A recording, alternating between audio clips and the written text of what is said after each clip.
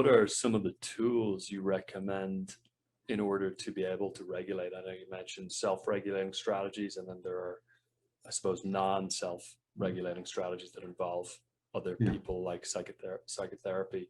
So I would love to get a breakdown of just the full array of tools that you recommend. Well, the first thing I would say is awareness. We need to be aware of who we are. Before we fix ourselves, in this sense, you're asking for a toolkit to fix. And this is very consistent with how we see the world. If something's broken, we fix it. But when it comes to our body really wants to be heard. So rather than, quote, fixing it, which at times may mean not responding to it, it's like when people are anxious and they say, we have to fix that. Don't be anxious so that you can perform. What are they doing? Some of them are taking beta blockers, and other people are, instance, going through meditative processes that are not necessarily processes to develop awareness of body, but processes of numbness. So what we want is, in a sense, to honor what our body's doing and literally give it a cue that doesn't have to be defensive. So the cue, I mentioned breathing, and breathing just gives, in a sense, sticks your toe into the door, because breathing is a powerful manipulator of physiological state. And when you manipulate it, you can start seeing that your world changes based upon your perception of the world, doing inhalation versus exhalation. So I used to do, in my workshops, I would have people pair off and do a breathing exercise of 10 breaths of slow inhalations and fast exhalations, and then 10 breaths of fast exhalations, fast inhalations and slow exhalations. And when you do that slow exhalation, the vagal effects start becoming prominent and you calm down. When you do a slow inhalation, you're turning off the vagus and you're literally mobilizing the body. Now, what I found out was that when people did this, when they did the long inhalations, they were looking at the person who was monitoring them, and they were saying to themselves, did I do something wrong? So the long inhalation of turning off the vagus created a negative bias of the world around them. They thought they're not doing it correctly. And of course, what they're also doing is sending a cue to the other based upon their face, where the neuroregulation upper part of the face is most likely dampened during long inhalations. And the person who's looking at them is saying, not a person I want to know. And then when they reverse it and do this slow exhalation, this was a frequent comment. People would say, wow, I'd like to get to know that person. It's like you're sending these cues. So it meant that our facial expressivity is kind of linked to this visceral state, but the visceral state has an open portal, and that is breathing. Other people can do visualizations. So they do visualizations of calming and meditative type processes. But the bottom line in all of this is that the portals into that physiological state are actually literally wired. So we know that visualization through top down will change our visceral state. We know that breathing using instruction set that's top down but the bottom up from our lungs can actually move us into different states. And the portal that I work a lot with is using acoustic stimulation, because as we listen to cues of prosody, like a mother's voice, we're sending information up to higher brain structures that are reflexively coming down to that brainstem area and calming us down. And that's how a mother's voice works. There's certain frequencies, modulation of frequencies, that are built into our DNA. We look for that. And actually, all social mammals have a frequency band that I call the frequency band of perceptual advantage. It's where all the social communication occurs with vocal mammals. So it's kind of nifty. And the interesting part is that those who are watching this, who have pets like cats and dogs or horses, know this. They know that if they speak in a certain intonation, their pets become extremely receptive and engaging.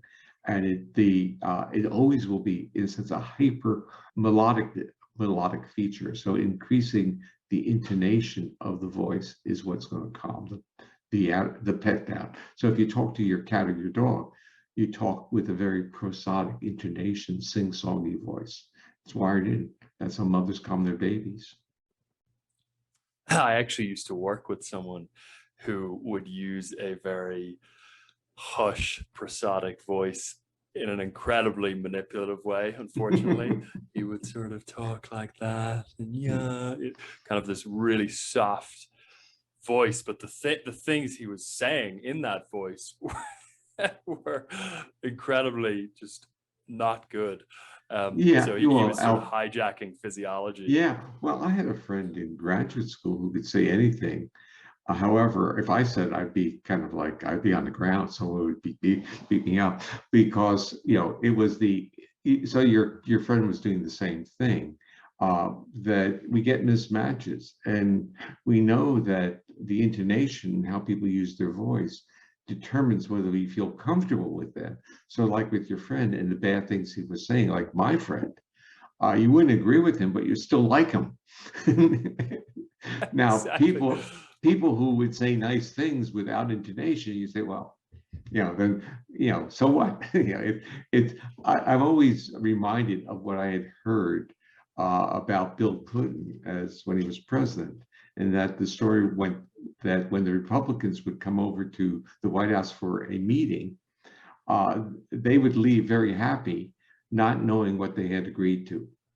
So in a sense, because he had a very hyper prosodic voice. In fact, to me, it was too sing-songy, but it triggered the physiology of those around him, and they became, in a sense, accessible.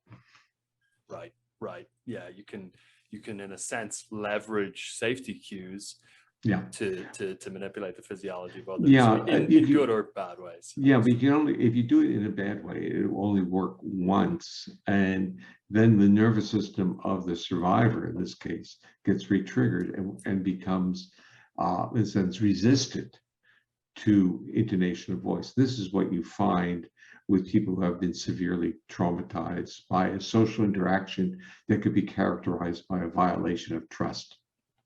And the point is if we can think of it, the intonation of voice is a liquid trust. It's acoustic trust. Trust. That's a really interesting way to put it. Yeah. And I think there's definitely a case to be made for leaders using prosodic tonality and some of these strategies in an ethical way to down-regulate the nervous systems of their but people. Here's the problem. I mean, you're bringing up a functional and a practical application. The answer is most people don't have that much control over their intonation of their voices. So in the world that you're in, I'm sure you've met many people that you would call tightly wrapped and anxious. What's their voice like? Do you need even to see them? Right. Yeah, it's sort of shrill. And without much variation, so the prosody is gone. The reason for that is through this wonderful evolutionary process where we became social mammals, the vagal regulation of the heart, the area of the brainstem that regulate our heart, are basically the organs above our diaphragm, that area migrated from that dorsal area of the brainstem to a ventral area that regulate the muscles of the face and head. So the muscles that regulate intonation, laryngeal and pharyngeal, are regulated by vagal nerves. So it's a parallel to what's going to your heart. So what you're getting, rather than measuring heart rate variability with sensors, you're intuitively, your acoustic system, your nervous system, your neuroception is evaluating vagal regulation, visceral state from the intonation of voice. But what I'm really saying is that part of it has a degree of voluntary input, but in general, it's reflecting that tonic physiological state. So if your nervous system is in a state of chronic threat, anxiety, fear, your voice is going to project that. And that was the adaptive importance of that linkage. We conveyed to each other what was going on. But it also, we were able to calm each other by one of us at least not being in that state of fear or threat. If what you've heard on Flow Research Collective Radio has been helpful, please consider doing us a solid and leaving us a review on Apple Podcasts, Spotify, or wherever you are listening to this. Reviews help us connect to a wider audience so we can get these peak performance principles out to more people.